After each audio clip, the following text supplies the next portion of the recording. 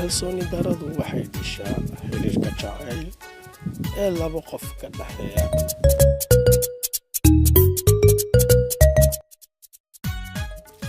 Ha aaminin kuwa ku dhahay waan ku jeclahay, ee aamin kuwa ku dareensiinaya inay ku jecel yihiin.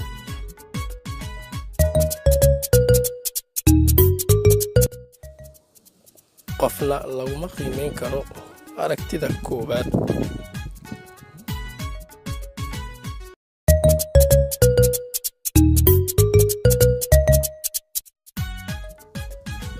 wax kasta waa macquul, waa haddii aad aaminsan tahay.